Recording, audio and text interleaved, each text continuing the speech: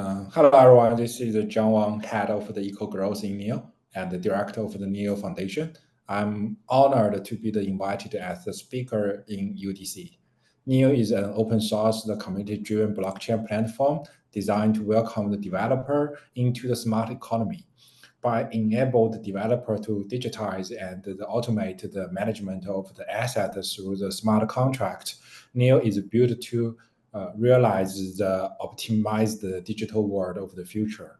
As the most developer-friendly blockchain, NEO meets the developer where they are by integrating the seamless with the world's most widely used language and tools, and providing the most feature completed the blockchain platform, building the full stack of a decentralized application. With native support for the powerful infrastructure, including the decentralized storage, Oracle, and the domain name service, NEO is the ideal foundation for developers to build the next generation of the internet. As a Layer 1 blockchain, NEO has just ended the APEC Hackathon Tour, which is the first organized the Devil Onsite meetup after the long COVID period. And we have discovered some of the current industry phenomena.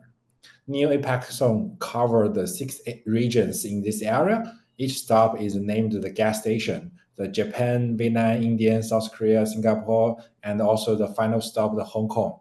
In this hackathon, with the online and offline attendance, we totally have over the 1,000 of the registration, 15 team, and nearly the 450 developers.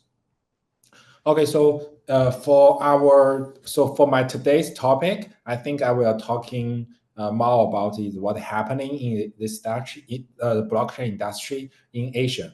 So Asia has long been at the forefront of the blockchain, the technology, and the digital asset.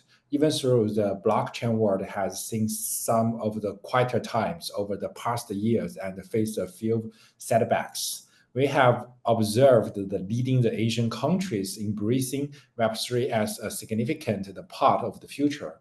They are now seriously considering how to regulate this industry. In my experience, regulation is a positive step for a new industry.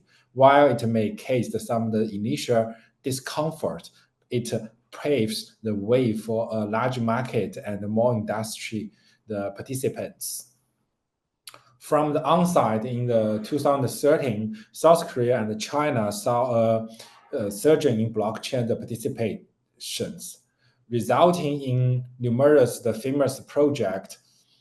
As the industry evolved, the Japan, Indian, and the Southeast Asian emerged as significant players, with Japan being the first of the Asian countries to regulate the digital currency trading explicitly. Looking back over the past decade, the development of blockchain service across the Asian and the distribution of the practitioners in various countries have remained largely consistent. China and India, home to a multitude of the developers, have given birth to numerous of blockchain technology companies. In contrast, the Japan, South Korea, and the Southeast Asia has seen more the trading-oriented users, while the Singapore has played the role of the financial hub, hosting the foundations and the funds for numerous of the projects. While the Hong Kong has attracted the significant recent media attention, Singapore and Japan are also demonstration how crypto can operate the security under the regulation, the oversight. The Japan, for instance, since the 2016 has recognized the Bitcoin and other cryptocurrency as legitimate for the forms of money, and it's regulated by the Financial Service Agency. The Singapore used to be a prime place for the crypto projects. After a few setbacks, such as the downfall of the Three Arrow Capital, it now relocated its stance towards the crypto. For example, in August, the Singapore released a reverse regulation framework aims at ensuring stability for the single currency stablecoin.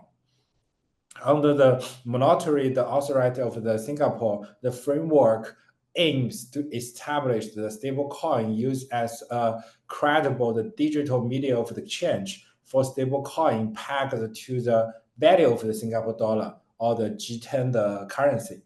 It also requires the stablecoin to maintain a minimum base capital and the liquid asset to reduce the risk of the insolvency and to enable orderly the wind down of the business if necessary. Okay, so let's talking about the Hong Kong. The Hong Kong actually is capitalized on its rich finance heritage to establish itself as a leading crypto hub. The Hong Kong government is actively promoting industry development by addressing the police considerations and in action appropriate the legislative measures. Thereby, it is the fostering the trip of the landscape wherein the Web3 and the crypto enterprise can flourish within a well-defined regulated framework. The focus within the industry, the embedded flaws, recent regulatory development in the Western country, in particular the United States, has sparked a migration of attention, again turning the Asian into an attractive investment hub for the crypto. Building on its rich financial heritage, the Hong Kong is seizing the opportunity. So later to the Web3, Hong Kong is now rapidly catching up and cementing itself as a crypto hub in its own right, attracting the investment and employment. As it recovers from the impact of COVID, in a proactive sentence, the Hong Kong government has driven industry development, not only addressing the policy consideration, but also implementing the suitable legislative measures. It underscores a deep commitment to nature, achieving the landscape in which the Web3 and the crypto enterprise can flourish within a well-defined, regulated framework.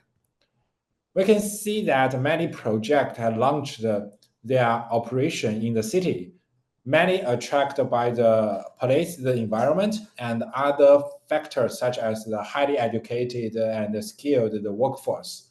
Hong Kong's Cyberport, for example, which is managed by the government and financially supports the Web3 companies through its financial budget, has already attracted over the 119 Web3 firms. The digital asset industry forecast to generate almost the 15 billion USD dollar annually by the 2027 in Asia alone. Hong Kong launched its VATP licensing framework this June, outlining the clear regulation for exchange operation under the oversight of SFC, as the industry feels the echo from its collapse in later 2021. This critical protection and predicting to ensuring achieving the industry where the investor can operate safely. Many countries in the Western are still just discovering the exchange rate trades found today. In contrast, Hong Kong launched its first ETFs for the crypto futures in 2022.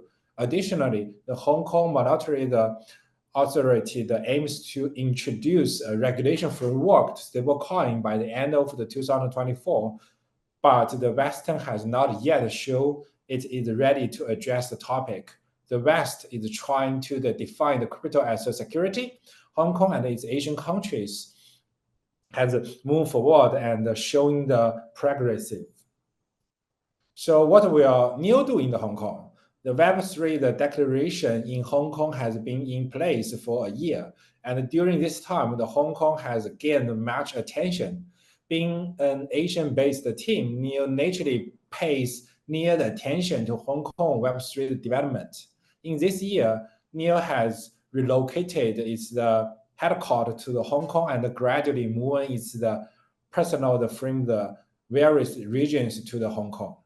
In the middle term, the NEO's plan is to apply for the relevant license in Hong Kong, set up a fund dependent on Hong Kong's regulatory framework, and initiate the financial business.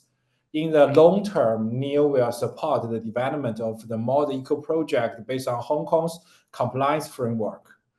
In my personal view, the Hong Kong aspire to create the complete Web3 ecosystem and seize the opportunity to develop its industry. It aims to leverage the vast Chinese community and its potential. However, the development will not happen overnight. Given the Hong Kong's economy, the DNA, I believe that in the next few years, Hong Kong will focus on formulating the law and regulations.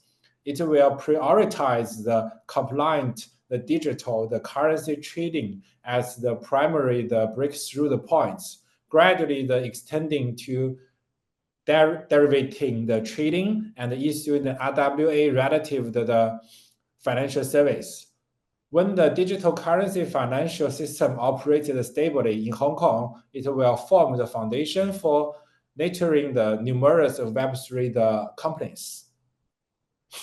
In conclusion, I believe that the Hong Kong, with its strong regulation, the climate, the strategical, the location, and the growing startup, the ecosystem is well positioned to become the Asia's next major breakthrough in the Web3 space. As we watch the regional development, let's also be participants and a contributor to the exciting evolution. Thank you.